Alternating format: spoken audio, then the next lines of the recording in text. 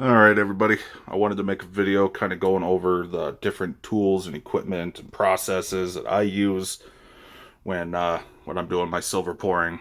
This is kind of a video for anyone that's looking to get into it and where do I start, what do I need. You don't really need a whole lot, but here's what I use. I'm not an expert, I do not have every tool known to man, but this stuff has gotten me through almost a year of making hundreds of ounces of silver. Has worked out pretty well. So hopefully you can get some value from this and let me know what you think in the comments. Okay, so what I use more than anything else are these melting dishes. So what it is, it's a ceramic dish that you coat in borax, which I will make a separate video on. And you use a torch. I use MAP gas, but there's many different kinds that you can use. To melt it in this dish and then pour it into your mold, whether it's graphite or a sand cast or something. I have many different sizes here. I've got this little guy. I believe it's only 100 grams, and I think this is like a, I don't know, 250 gram or something, all the way up to like 500 grams or bigger. These ones have been used and they've already been glazed. Here's one that has not been glazed. It's brand new. I just took it out of the bubble wrap for this video. This is what they look like. Here's a few smaller ones that I'll probably use to make the glazing video. They do break pretty easily, so be careful with them. This one's been glazed, but I haven't really used it, so you can see it's a lot shinier. What the glazing does is help the silver not stick to the ceramic. It's very porous, so you can melt it, but you'll noticeably see it sticking to the sides, and then when you go to pour it, you're going to get a lot on the spout. Every so often, you gotta reapply some borax to it, which this one's pretty rough shape. You can kind of see some of the, I don't know if that's a ceramic or the actual borax glaze itself flaking off at the sides, but yeah, so sometimes it'll stick at the spout, like you can see that little piece of silver there, and you can see it around the edges. You can reclaim that by kind of swirling the dish around, and the puddle of silver as it goes over top of it will kind of suck it up. Let's see if we can take this off real quick. These whip tongs are really handy. When I first started, I only had like just a pair of regular tongs that came with some set that I bought, and those kind of sucked. I would definitely recommend getting some whip tongs. They make different sizes, so obviously this one is going to work best with these little guys, but it can handle, you know, a few bigger bowls. And then this one is about the max size. This bowl is about the max size for these medium tongs. I can use the medium tongs on this bigger bowl, but it doesn't fit quite as well, so I need to get larger tongs for this, but I don't use this one too much. I am looking to get set up with a different sort of gas for these dishes.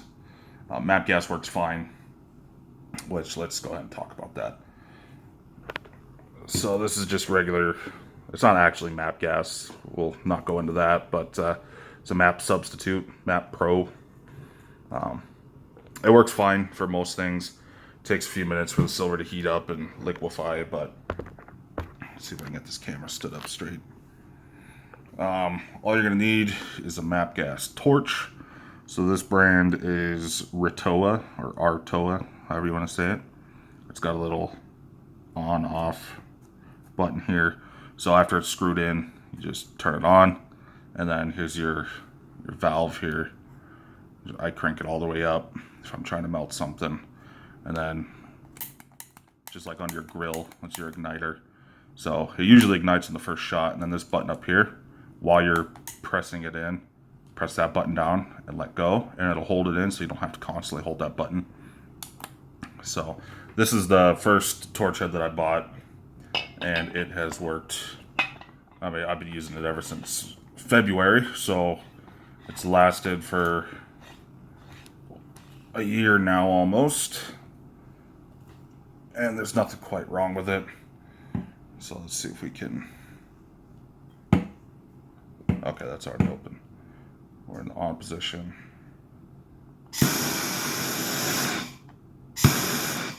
There you go. So, yeah, anything will work. They make different tips. So, let's look at the tip here. I'm not going to touch it because it might be a little warm. But I know some of the Burns-O-Matic ones, those tips aren't ideal for melting silver, so you might want to play around. I'm not really an expert on all that, so I can't tell you exactly what tip to buy. I know this Ratoa was good out of the box. So, all right, so that's those guys. I would recommend when you're pouring to get some fire bricks like these. Don't use regular concrete because the moisture in the concrete can explode if you have some spillage. I've got, I don't know, maybe 10 of these bricks, but it's nice to make like a little stand and you have somewhere to set your bowl on after you're done pouring. It's nice to be able to, you want to set your mold onto the bricks when you're pouring. You could do it over wood or whatever, but just extra safety, get some bricks. All right, now we're going to talk about this electric furnace. It's a 2-auto electric furnace. It comes with, these two different sizes of crucibles. I don't know exactly how much they weigh. This one's been used quite a bit. It's getting worn down almost to its shelf life. Probably going to have to replace that soon. Just go ahead and set that over there. It leaves shit on your fingers, so be careful. Yeah, so basically you set this down in there, and then your tongs that you're going to use to grab it, these guys, hook it around there, pull it out, and then you just pour it. So pretty self-explanatory. Let's go ahead and take a look at this. It's got a little handle.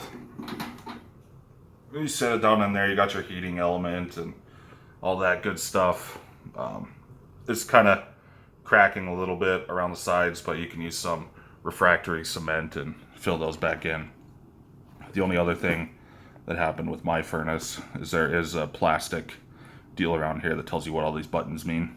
I think I blasted it with the torch on accident and that came off, but otherwise it still works. I've used it. I don't use it too often, but if I'm melting anything over 3 ounces and I want it to look nice, I'm going to use the furnace. So I use it a lot for sand casts. Ignore the dirty kitchen in the background. But it's pretty small, compact. You can use it in a shop or outside, whatever you prefer. I'm actually thinking about selling this furnace because where I'm at right now, I have a very small workspace and I don't really have a lot of storage. I think I'm going to sell this furnace and get a propane furnace, because propane furnaces, they're going to heat everything up a lot faster. There isn't a maximum time limit like there is on this one to avoid burning out the heating elements. I think you can only run this for 3 hours, it says. I try to only run it for about 2.5, just to maximize its life. Let's see, the max temperature on this, it's in Celsius. I think it goes up to 1,150 degrees Celsius. I only ever cook the silver at 1,100 degrees Celsius, which you can figure that out in Fahrenheit later. Again, I don't max it out, whether time limit or temperature, because I want to prolong its life. I have noticed on hot summer days, if I'm using it outside, which is where I always use it, if it's warm, it will shut off. If you're burning at almost its max temp, it will shut off on its own when it gets too hot. So usually I only get about 2 hours out of it before it turns itself off. I don't like it when that happens because that tells me I'm kind of pushing it to its limit and I'm just worried about things breaking. One nice thing about these is they make it pretty simple. I haven't opened it up, but supposedly they make it pretty simple to open it up and replace different components inside. So if something does break, like the heating element or whatever, you can replace that pretty easily. These go for over $300.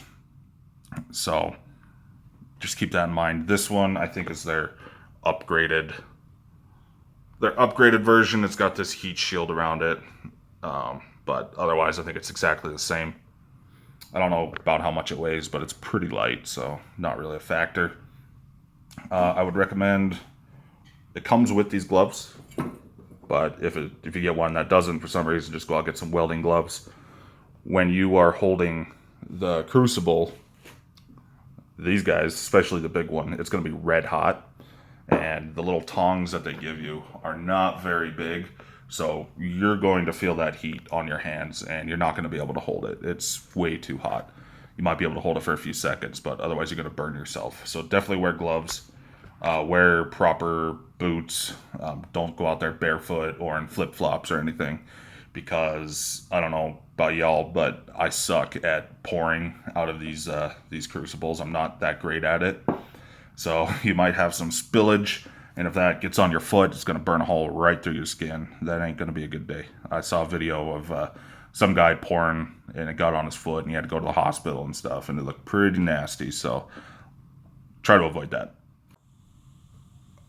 Another thing I want to say about the torch, it's real handy if you're trying to make, precise weights. So let's say you want to do a bunch of 1 ounce rounds. What I like about the torch versus the furnace is I can measure out 1 ounce of silver and melt it and pour it and know that that's 1 ounce. When you're doing a big crucible, especially using an electric furnace, because there's a maximum amount of time you can actually use it, it doesn't make sense to do 1 ounce at a time. You're going to want to probably melt 5 to 10 ounces or whatever it is, and then try to individually pour into your molds. And again, like I said earlier, I suck at guesstimating how much I've actually poured into the mold. And a lot of my stuff, because I'm trying to sell it, I don't want my 1 ounce rounds to be underweight or overweight by too much. So it is nice to get a bunch of small containers, measure out, a bunch of 1 ounce tubes or whatever, and you can just go ahead and pour that right into your dish, melt it, pour it. There you go. So I do prefer, for most of my stuff, I'm not doing big 5 ounce bars or 10 ounce bars, so I do prefer the dishes. All right, with this portion, we're going to discuss what you're going to pour your silver into. So different kinds of molds, whether it be graphite, metal, sand casting, what I use, how I do it, all that good stuff. All right, so first let's go ahead and talk about graphite.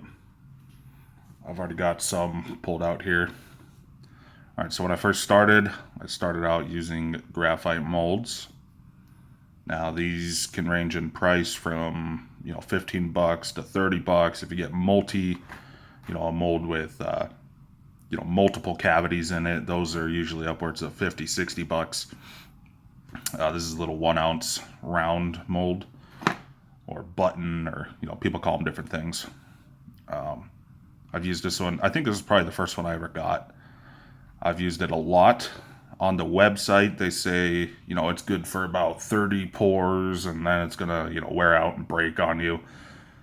I've probably used this one 100 different times, and it still looks, in my opinion, in great shape, almost brand new. So I have yet to actually break a mold or, use it up. So that's good to know. I think they kind of give very conservative estimates on how long they'll actually last, but from my limited experience, they're going to last you quite a bit. I would recommend getting a wide variety of molds. Like here's I believe this one was 100 grams, but I do all of my 2 ounce S bars in these. That's the other thing I wanted to touch on. A lot of people, I want to pour 1 ounce bars. I want to pour 2 ounce bars. So they go out and buy a 1 or a 2 ounce mold. I have learned that getting bigger molds, you can pour smaller amounts in. It sounds like a simple concept, but it's one that I overlooked at first. So like this 100-gram bar mold, I pour 2 ounces in there all day, and it's fine. This one was another 100-gram mold. I usually make 100-gram loaves out of this, but again, I've been making 1 ounce bars out of this 100-gram loaf or brick, whatever you want to call it. The 1 ounce 1 ounce covers up the bottom pretty well, so it's pretty nice to be able to use one mold for multiple different styles or sizes. Here's a little hexagon. I believe this holds an ounce, but I can do ½ ounce in here too and make little ½ ounce hexagons. So that's something to keep in mind when you're getting this stuff. And again, all these have been used several times. They're all in pretty good shape still. This guy right here, it's got multiple cavities in it. I forget how much I paid for it, but I liked it. It was kind of a unique shape, almost like a teardrop shape. And you can see those are really deep, and I do not fill them up all the way. I believe this guy, shoot, you could probably put 2 ounces in there almost, an ounce or ounce and a half. I usually do half ounces in this, and then I'll do 1 ounce in there and 2 ounces in there. And you can go bigger or smaller. Sometimes I'll do ounce and a half, or whatever I want to do. So this has been a very handy mold. I need to make more of these. I haven't used this one in a while, but yeah, it's a great. I don't know who makes this, but I've bought most of them on Amazon. So definitely go check them out there. Pretty reasonably priced, and they will last you. This guy, everyone seems to have one of these. It comes in a lot of kits, and it's a really neat mold for what it is. It offers many different sizes, and you can do a lot with just this mold. I had 2 of them, but I gave one to my brother because he's been helping me out making some of my 10th ounce pieces. But let's kind of go through it. This guy right here, I believe, is 1 ounce. I could do 1 ounce rounds in there. This one, I'm not sure exactly, 5 grams maybe a little more. When I'm doing my 10th ouncers, I can pour, I think I got up to 8 or 9 little 10th ounce pieces just using this one mold before I had to dump it out and start over. So I can usually fit 3 in here. I'll do like a 10th ouncer there, and there. I'll do 1 10th ouncer in there. I'll do a 10th ouncer on this side, 10th ouncer on that side, same thing up here. And I can mix it up every now and then, because I'm not too concerned about what they look like initially. I'm going to flatten them out with a hammer afterwards. I just need a little ball that's 1/10 of an ounce. This one up here is half ounce, so I do a lot of my half ounce bars up here. I'll either leave them like that, or I'll hammer them out and make those little Sasquatch bars or the keychains or whatever. This guy down here is 5 gram. So if I'm doing my like little fish pills, or just some 5 gram whatever, I'll use that one. But this has been a pretty fun mold to play around with and use. And anytime I have an idea, I test it out on this and play with it. So you're probably going to come across these. I would definitely recommend getting one. It opens up a lot of possibilities for you. One thing with the graphite, they do hold moisture. So the first thing you want to do before you use it is get your torch out and heat it up really hot. You're going to be able to see the moisture actually evaporate off of your piece. So get it as hot as you can. That's going to help prevent it from cracking, or in some cases exploding. And it's going to give you a better pour overall. A lot of people, they'll have 2 torches going. One torch just constantly hitting the mold here to get it as hot as possible, because when you pour, it's going to give you a much smoother surface on the bottom, the part that's actually touching the base of your mold there.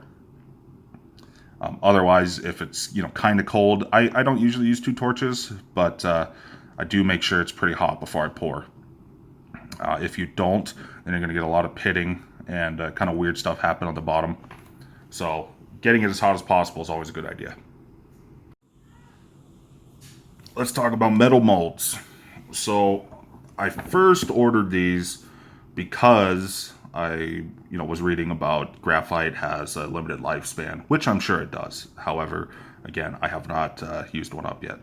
So I decided, let me get a steel mold, because that's probably not going to ever wear out. As long as I like these molds. They do rust pretty easily, so make sure you're putting oil on them.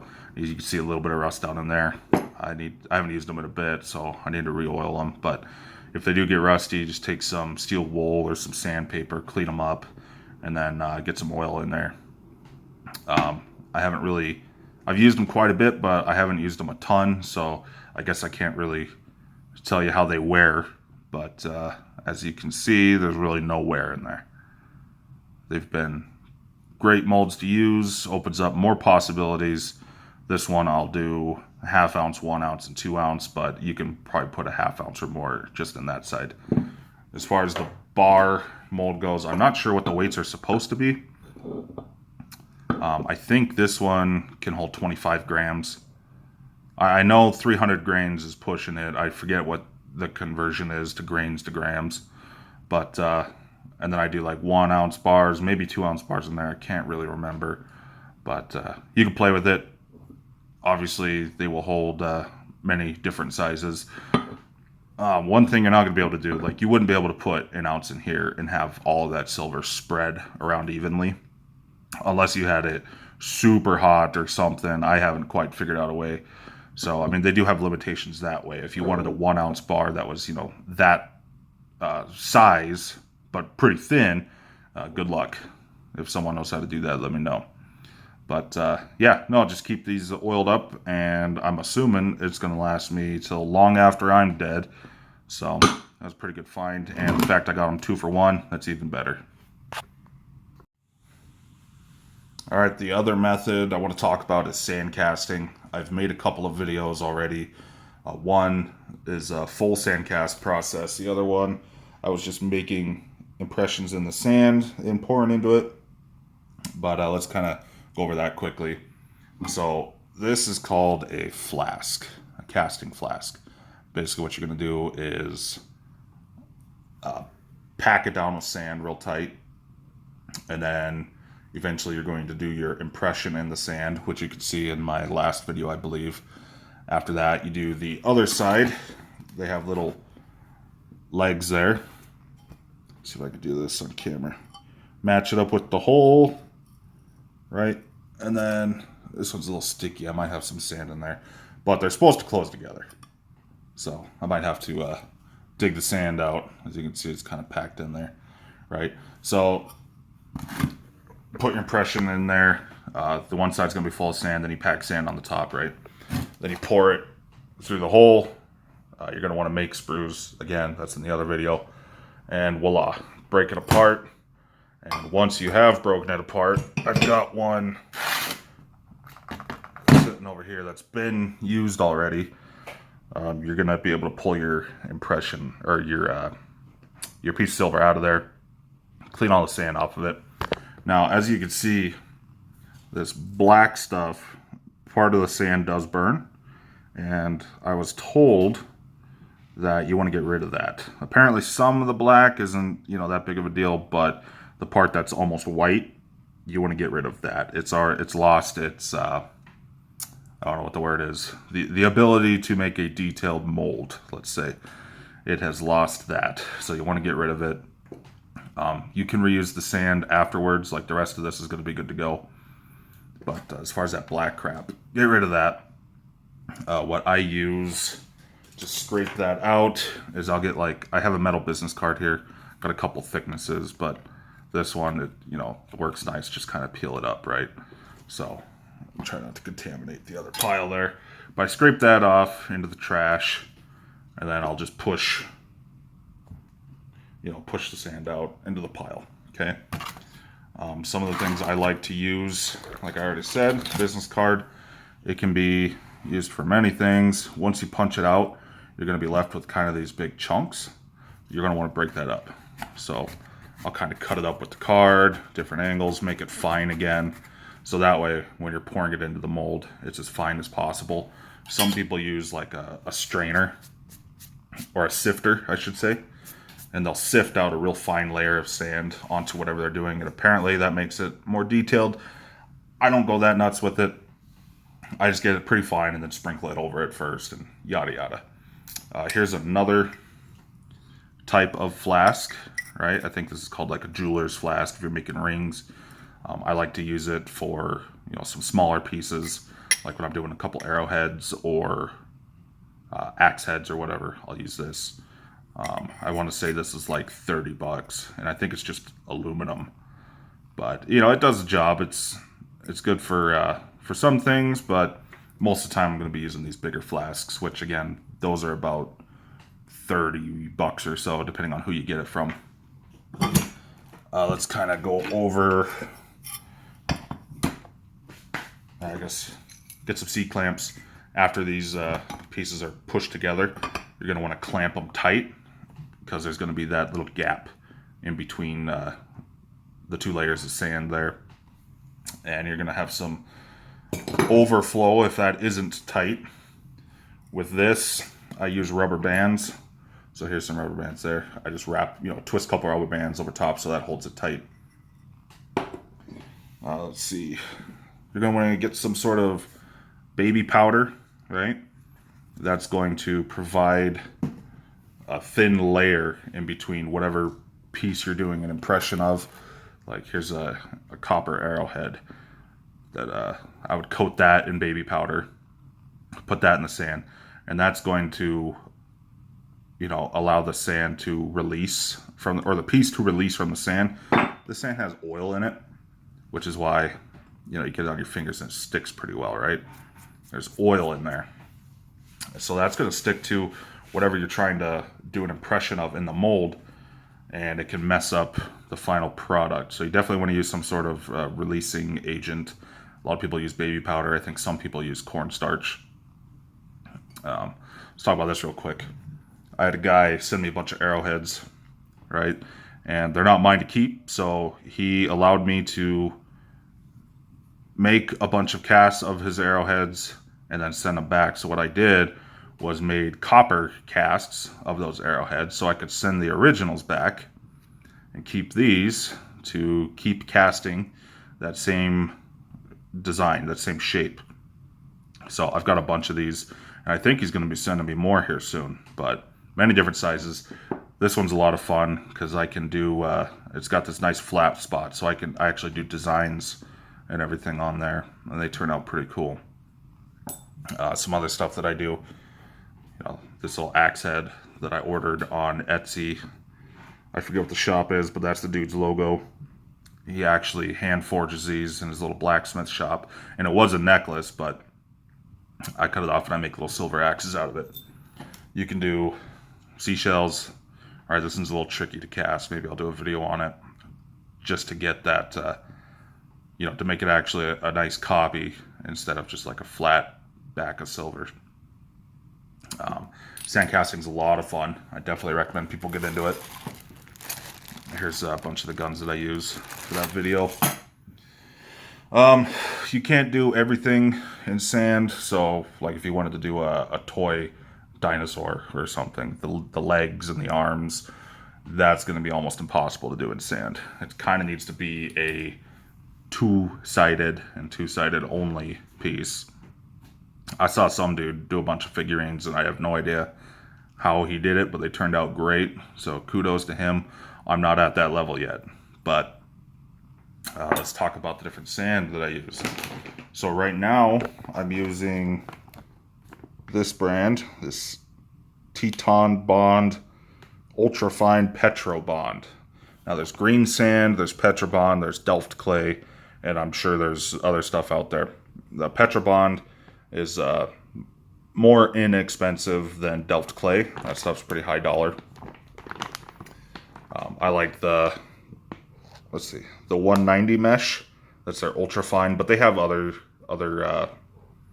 grades, I guess you could say. I've got a couple bags there. I think the 10-pound bags, which are what these are, I think they go for like 30-40 bucks, and you can reuse it. It will last you quite a while, but you will eventually have to buy more. So what I do is all of the old sand, so stuff that I've already used. Now this stuff looks pretty good. It'll probably go back in the new pile, but some of the stuff that's a little darker, I found it's not going to give you as good detail. Like if I was casting this, see how little ridges on there? You might get some, but you have a higher chance of missing out on that detail. So anything I want to be super detailed, I try to use brand new sand, which is a new bag I just got. So when I did those guns, I wanted the detail, so I used newer sand. It does a better job. One thing I would recommend is whether you're doing graphite pours or sand casts, get yourself a bowl. This one, obviously you can see sand in there, has been used with a lot of sand casts. Get yourself a bowl so you can dump the hot silver, quench it in that water. You can cool it down. It's cool almost instantly. You can pick it up, touch it, whatever. Another tip I got, gets a bunch of little containers. These are coin tubes for dimes, actually, but you can use anything. Some people use red Solo cups or whatever. Get yourself a bunch of containers. If you're doing multiples, like multiple 1 ounce pieces, you can measure out ahead of time, 1 ounce of silver in this cup, and this cup, and this cup, and that way you can pour much faster. You don't have to sit there and measure out whatever it is you're trying to pour every single time. So let's just go through this real quick. I might make a longer video later on, well, we might go more in depth in this topic, but for right now, stamps are going to be one of the most expensive things about if you get into the poured silver thing. As you can see, I have a few from different companies and, you know, all that good stuff. They are very fun to use, coming up with new designs and playing around with different things. Once you buy one, you just keep going and going and going. And, you know, 5 or 6 stamps, they might cost only about $10 a piece. Some of them are way more, but, you know, as you add 5, 6, 7, 8, 9, 10 stamps to your cart, well, now you're over $100, and yeah. So first, let's go through the custom stamps. This was the very first custom stamp I had made. It's before I found out about a company we'll talk about in a minute. I just went on Amazon and was like, you know, I typed in custom stamps, and some random company in Turkey, I believe, they offered a stamp making service. So I got this one done from them. It took probably 2 months for them to make it and ship it out to me. And it's a decent stamp. I wish it was maybe a little deeper, but it is still pretty deep, and I've really had no problems using it. So I want to say this cost about $70 or something. And actually, the first one I made was a little messed up, and I had to have them remake the stamp. So I guess all in all, about $140 went into getting one of these, and months before I finally actually got one.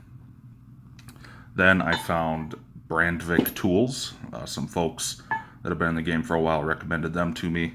They are a shop on Etsy. I believe they're from Arizona. Jim and Blondie. They make excellent stamps, and they do a lot of custom work. All my custom stamps are going to be from them from now on. So this is my Loonbuck stamp. I believe it's 25 millimeters. Basically, you just submit a design to them, tell them how big you want it, and they'll get it made up for you. So I want to say this costs about $120, and then, I mean, shipping was super quick. From the time I placed the order to, you know, when I had it in my hand was less than a week. So now I am in Utah right now, which is right next to Arizona, so maybe that had something to do with it. But just the fact that they were able to receive the order, get it cut and made, and shipped to me that quickly is pretty awesome. So a little on the pricier side, but made in America, which I like, and it's you know, it's a small business, which I also like supporting, and, you know, excellent quality to them. So they made this one for me. They made this guy for me, the heavy metal series, and I'll be having more of these coming. This is the only one I have right now. It's the M249 saw. And then let's see, they made this guy, which is on a lot of my pieces. So they have their logo on everything. Like I said, this is the smallest one. I want to say 17 millimeters, somewhere around there. I believe that's the width. This still cost me $110. So just to do the custom charge, there's going to be kind of a high premium there, but it doesn't get outrageous. Like I said, I mean, this is a little stamp compared to, you know, this guy, and this one, you know, $120. So just plan on spending about $100. They can do just about anything. They make a lot of other stuff. They have a bunch of generic stamps they make that anyone can buy, like this skull that I got from them. Let's see, I got a Sasquatch and a Jackalope. A couple other Jackalope stamps from them too, smaller. And then I have this OZT stamp and the 999 fine silver stamp. So the reason I got these two separately was because I do some copper. So they do have combination ones where it says, you know, ounce troy with the purity on it, but I wanted separate. And depending on my other pieces, if I make something a little smaller, I might need to like position these in different spots to make it fit and look nice. So I prefer having them separate. Moving on, we have, I guess the stamps I have the most of is this brand called the Supply Guy. Now you can find his stamps on Amazon. You might have a website too, but they're all really reasonably priced. You know, $10 or less. Some of them might be a little bit more, but I've bought several stamps from him. The supplyguide.us. What's this one? Oh, it's like a mountain scene. But I won't go through all these stamps because that would take way too long. So I have a bunch of stamps from him and some smaller ones from that company. I believe they're out of Idaho. Also pretty fast shipping. Another company, this lot here. Let's find one. Impress Art Signature. Now, I find a lot of these stamps on the same page or Amazon store as a supply guy, so I don't know if they also make these, and this is just a different line. Let's see, what is this one? That's a mountain peak, if that'll zoom. So maybe it's just these are a little bit more detailed, so maybe a little bit more money as well, but those are also pretty reasonably priced. And then I've got this company. I only have 2 stamps from them. Beautication.com in the USA. This is a little camper stamp. And then I believe I have like a little cactus from them. Yeah, little barrel cactus there. These ones are pretty spendy, and all the ones that they have are, you know, probably 20 bucks or more. I forget how much this was. I want to say around 20, maybe a little bit more. But nice stamps, pretty detailed, and they all work well. It's not rocket science. Then I just got like a basic punch that I'll use for a decimal point. This is, let's see. Whoa. This one's 1/16, so it works pretty well for, you know, a lot of the stuff that I need. And then I've got just this chisel right here for doing hash marks or something. If I'm doing fractions or whatever, like 1/2 ounce or something. There's a lot for serial numbers and stuff too. Another thing I would recommend for anyone getting into this that wants to stamp their stuff is get a couple of different sets. Let's get some of this stuff out of the way. Whoa, I almost spilled the coffee there.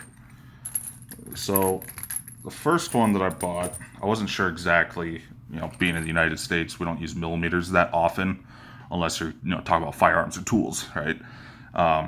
So when I would look online, you know, 6mm, 5mm, 4, 3, 2, 1, whatever, all the way up to 10mm, I was like, I don't really know exactly how big that's going to be when I actually stamp it. So the first ones I got was just a number set. These are 6mm or a 1/4 inch. Now, 6mm is the same diameter as a 223 round. That's what I was thinking at the time. Like, oh, that's not too big, so that will work perfectly. But I've actually found these to be a little too big, the numbers anyways, for a lot of my stuff. If it's a bigger bar, I'll definitely use them. But I ended up buying a 4mm set, a whole number and letter set, which I definitely recommend. This is definitely the way to go. It's usually cheaper to get, whether you're buying 6mm or 4mm or whatever, get a letter number set, because you're going to get all the numbers, which this is just numbers, and all the letters, and it's usually not much more. Whereas if I just bought a letter set and a number set, I would have paid almost double. I want to say I paid 15 bucks for this whole set. It's not some super high quality stamp set, but I've used it ever since, you know, the beginning of this venture, and they're still in pretty good shape. Yeah, these work really nicely. And then I also, more recently, bought this, I believe it's 1.5mm. And these are actually very handy for a lot of my small fractional stuff, or, yeah, basically all the fractional stuff. This is also a letter number set. I would definitely recommend getting them. This brand is Panda Hall Elite. So some Chinese company, again, very cheap. Less than 20 bucks for this whole thing. And if you don't abuse them, they will last. And then let's see, I believe these are 3mm. This is just a number set, a little more fancy numbers. I don't know if you can kind of tell that. I use them a lot if I'm going to stamp the date on the bar or serial number on the bar. I like to use a little bit different numbers than I would use for like stamping the weight or something. So it's always a good idea to have a few selections and sizes to choose from, just for general purpose stamping. You don't have to get into the artsy side and, you know, buy a cabin stamp or something. you can, a lot of people, they just want to stamp the weight and the purity, and that's it. You know, if they want to get like a logo made or something, they'll do that. But otherwise, they're not too interested in having moose stamps and cabin stamps and moon and star stamps. You know, you don't need all that, but I would definitely recommend get a cheap set of stamps. Get a few. I'm definitely going to be buying different sizes, letter number stamps. So yeah, it's been a very expensive part of this, but worth it. So I mean, if you're looking at, there's almost $400 in stamps just right there. Definitely 400, and then another, you know, several $100s in other stamps. So it does add up. But if you're going to try to make a business out of this or sell your things, what I've been doing is every time I sell something, the profit that I make from that, I just roll back over and put into stamps as I knock that one over. Put into stamps or other supplies. So all of this is kind of already paid for itself, and then I can just add more to it without breaking the bank. Alrighty, now when it comes time to actually stamp, what are you going to stamp on? You obviously need some sort of hard surface. I started out using this, I guess I don't know exactly what it's called. I call it a puck, like a jeweler's anvil or something. Just a little flat, you know, this part's made out of some sort of metal, probably steel. And then this rubber disc at the bottom. Just put that directly on table or whatever, and then you can hammer away and stamp. That's what I started out with at first. I would definitely recommend getting an anvil. So this particular one, I don't really know anything about it other than it came from my brother, and it is an anvil slash vise. So this little funky lip here, there is actually another vise deal that goes all the way through the bottom, comes out that hole there, and you can clamp it down. I had him ship it out here from Minnesota, and this is the only thing that can fit in the box. Eventually I'll get the rest of the vise, but I mainly needed it for the anvil. Anvil's so much easier to work with. It's a much heavier piece. It doesn't vibrate as much. This rubber base here does flex. It's hard to press down on it, but when you're hammering, some of the force does get lost due to, you know, pressing down on it. So get an anvil. You can get cheap ones off of Amazon or probably eBay. Maybe even go down to Harbor Freight and pick up one for $50-$60. Anvils can go for crazy amounts of money, especially blacksmithing anvils, which this one is not. If you look at the base, it's hollow. So I wouldn't do any heavy pounding on this because you will probably crack it. But for stamping and for flattening out pieces of silver, my purposes, this anvil's perfect. It's not very big, so it works just fine. But definitely recommend an anvil.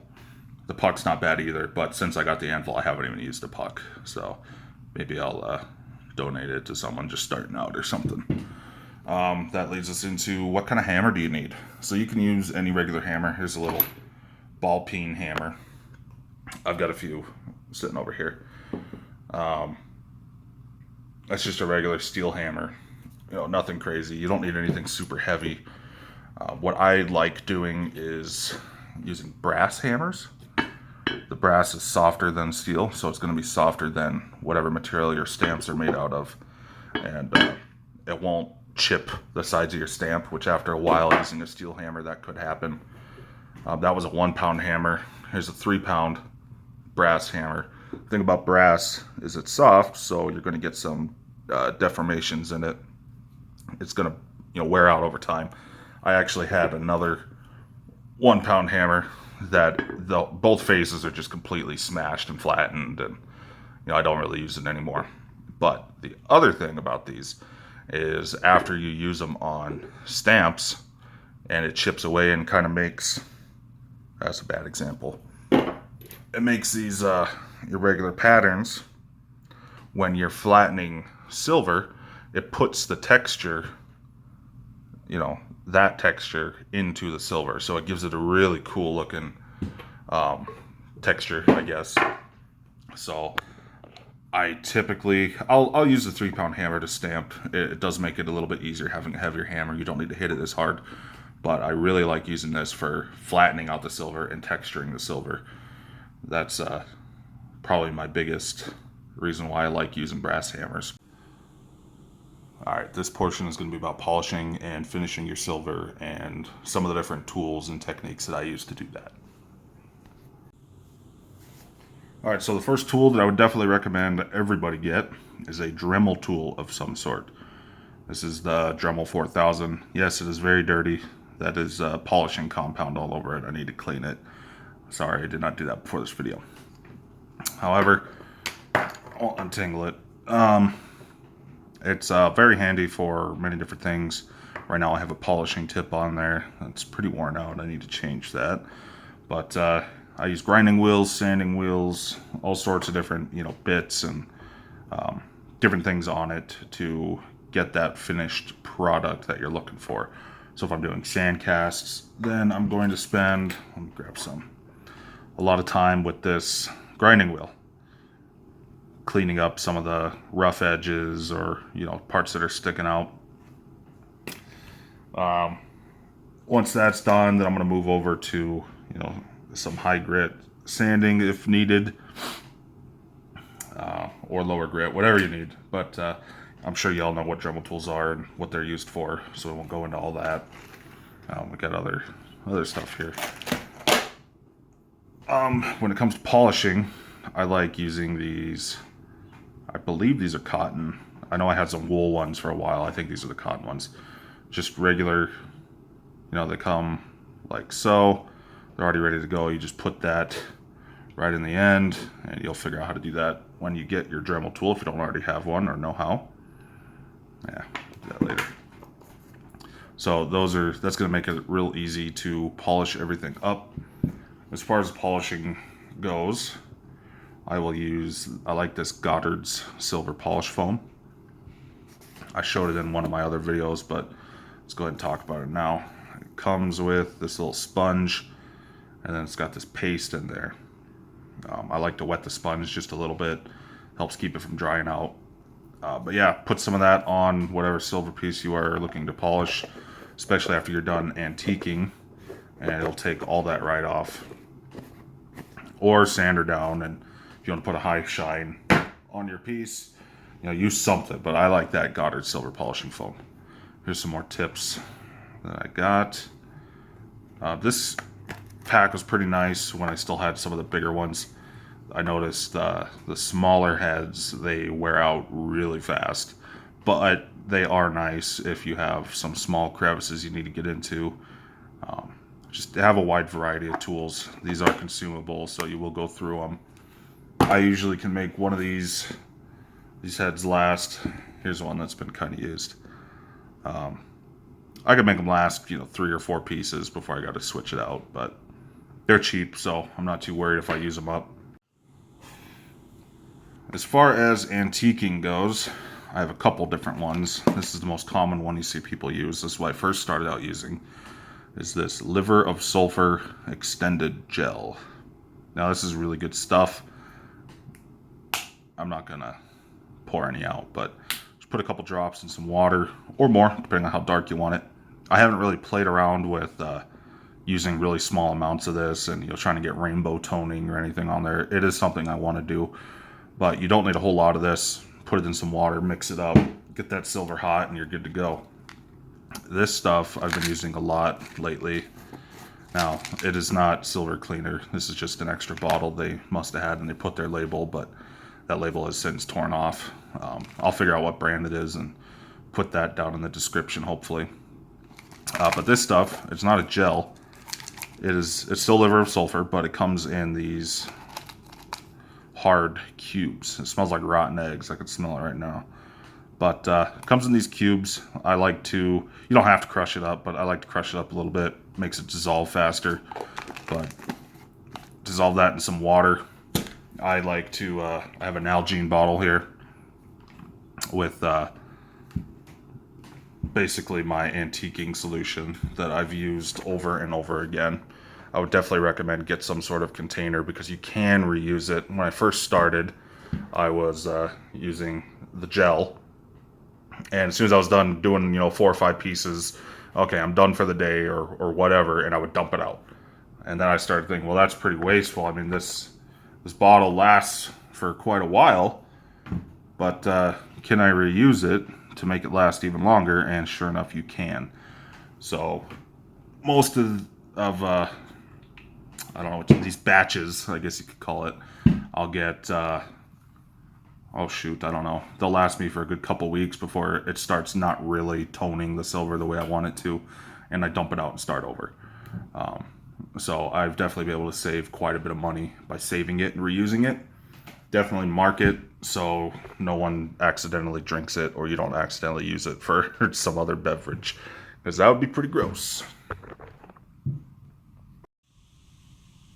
I would definitely recommend getting some sort of a face shield.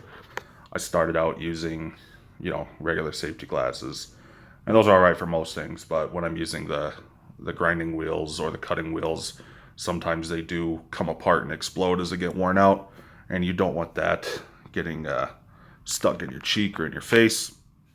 So this one's Jackson. I don't know, just a basic face shield. This one's pretty nice. I want to say it was a little pricier than the others.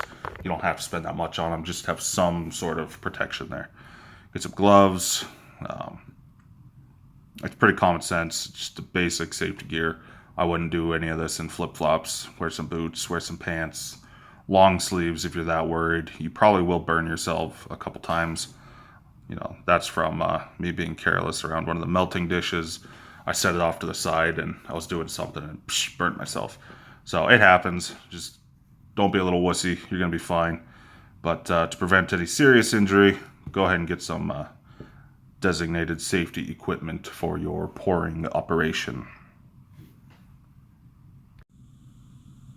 Alright, so now we're going to talk about shipping.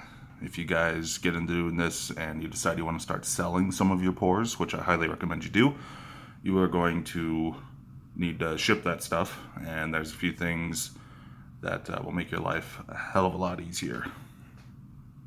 First, let's talk about bubble mailers. I use these more than anything else, like boxes or stuff like that. Now, instead of going to the post office and buying a new mailer every time you need to ship something, which is what I did when I first started out, I would recommend going on Amazon and buying a bulk package of bubble mailers. This is a 100 pack, and I think that's like 50 or something. The majority of the size I use, or the size I use the most, I should say, is this guy right here.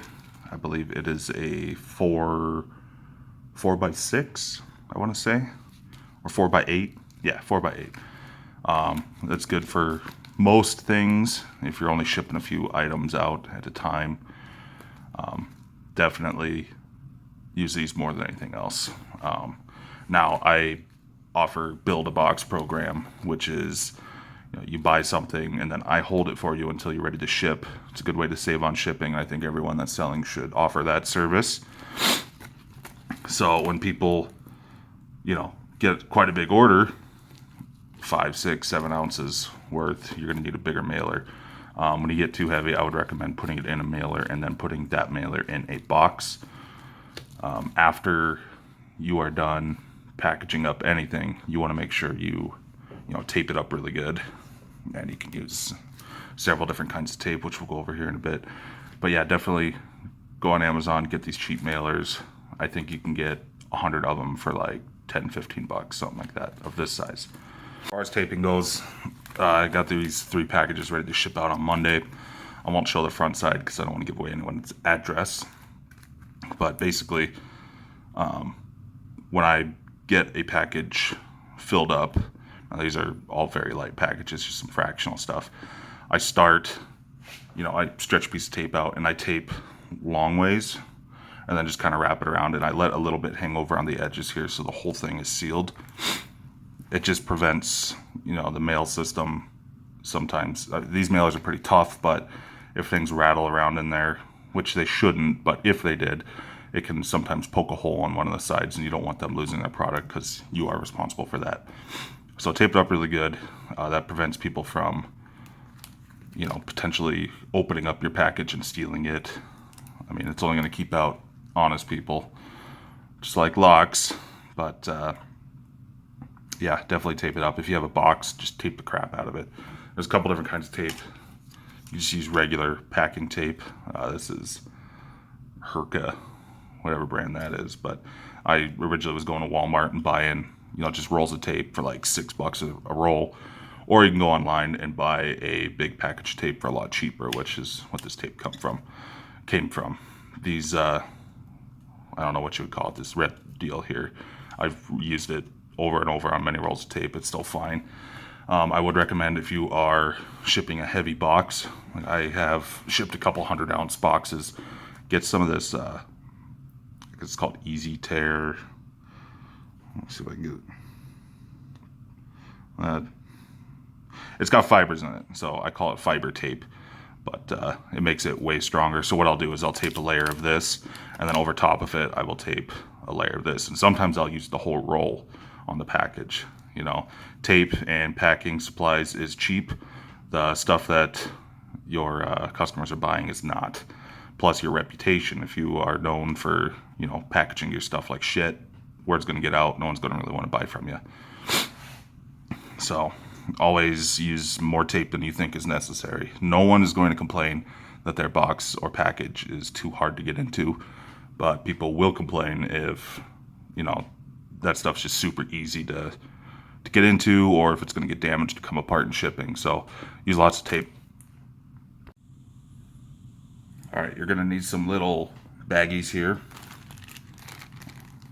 They're also super cheap. You can buy them in bulk. I think all the ones with these white tabs on them, I bought them all together. They were all in one package. It just gave you kind of a variety of different sizes. I would definitely recommend that. And then when you find out what size you're going to be using more of, go specifically search for it and order a bunch of those. I put just about every piece of silver in its own bag.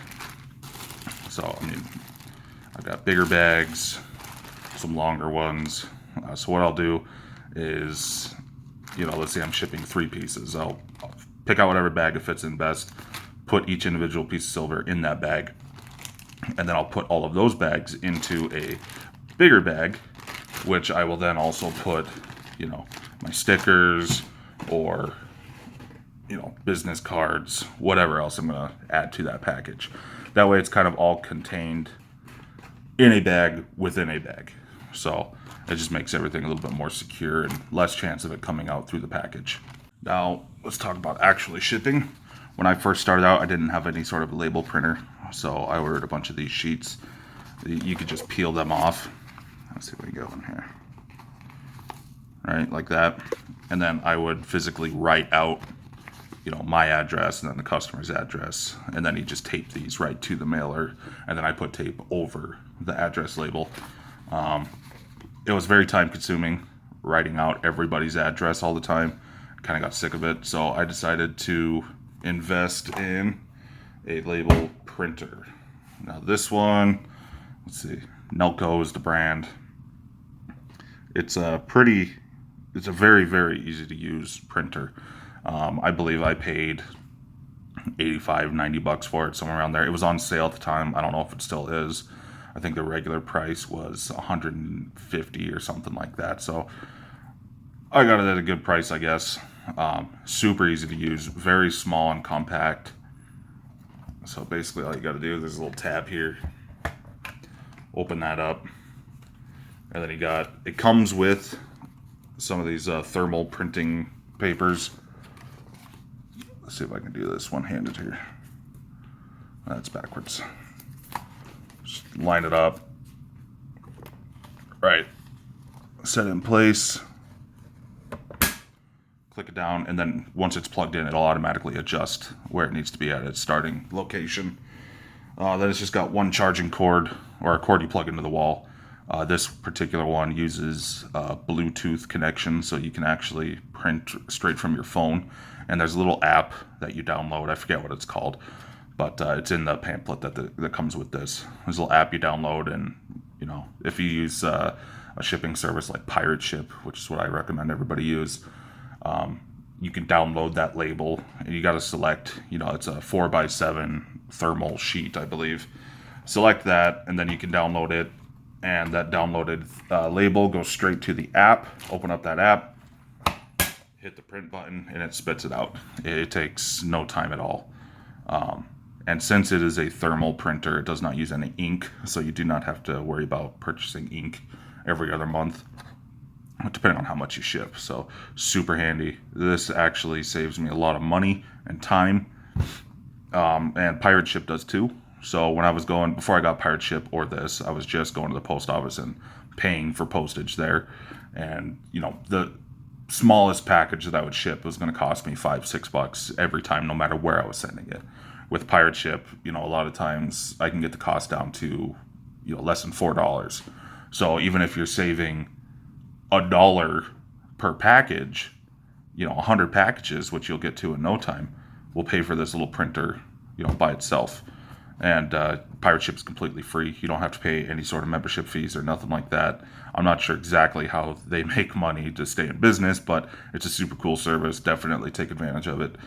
There are other shipping services out there, but I haven't used them. I've only used Pirate Ship. So that's what I'm going to recommend. But definitely get yourself one of these. When you are shipping anything, especially with Pirate Ship, it's going to ask you how much does your package weigh and the dimensions and all that. So you're going to want to get a scale, and these scales are going to be used for, you know, everything while you're pouring too, to measure out proper amounts of silver and whatnot.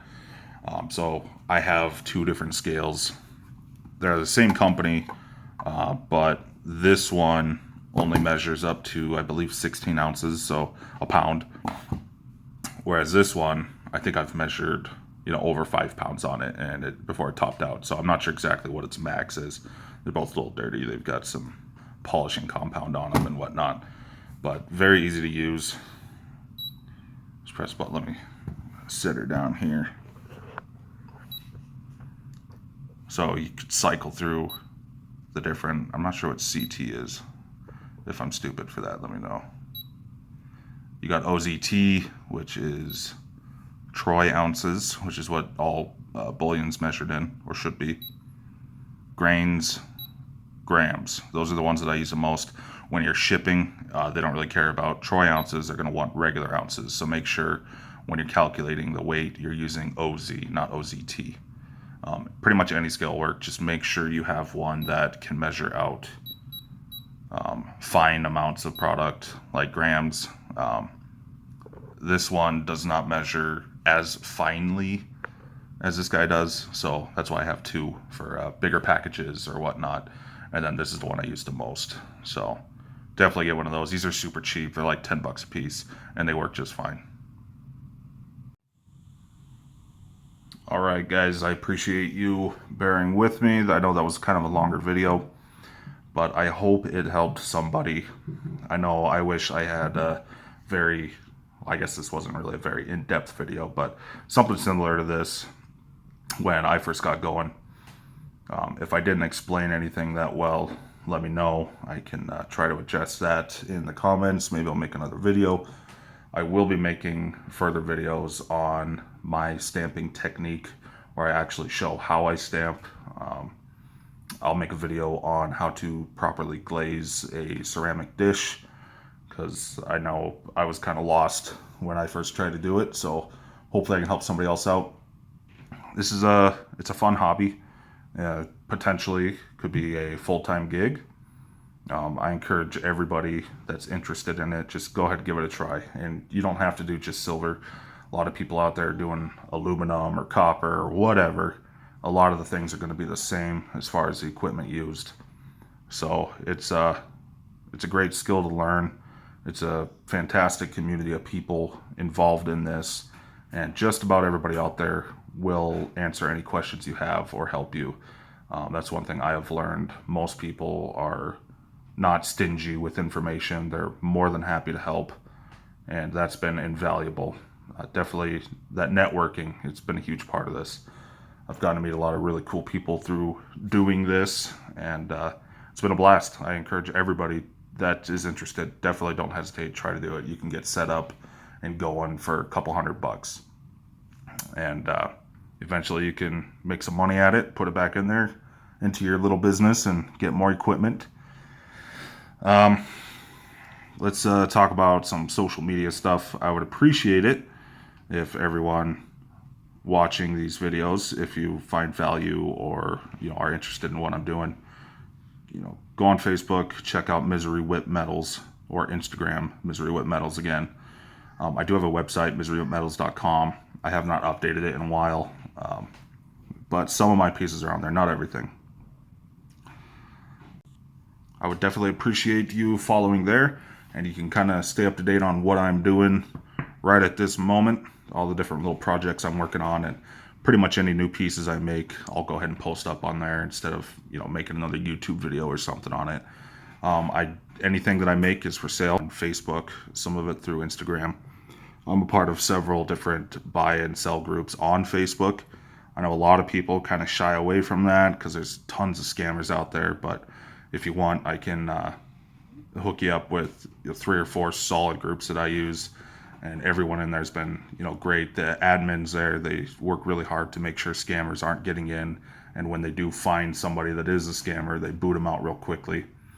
That's been the biggest thing, and I'll probably make a video on that later on, as building a reputation through social media, which is where 99% of my sales have been. It's definitely a good place to go find some cheap precious metals or really good deals. Or if you're selling precious metals, you're going to get the best bang for your buck doing it on social media rather than taking it to a coin shop or something. So if you're kind of scared to do that route, I would encourage you to get into some of these groups and just kind of lurk around for a while, see how the game is played, see who's legit, who's not, ask any questions. Everyone there is pretty transparent. So yeah, I hope you guys give me a like and a follow on this video, and hopefully I'll see you over on the other social medias. Thanks again for watching.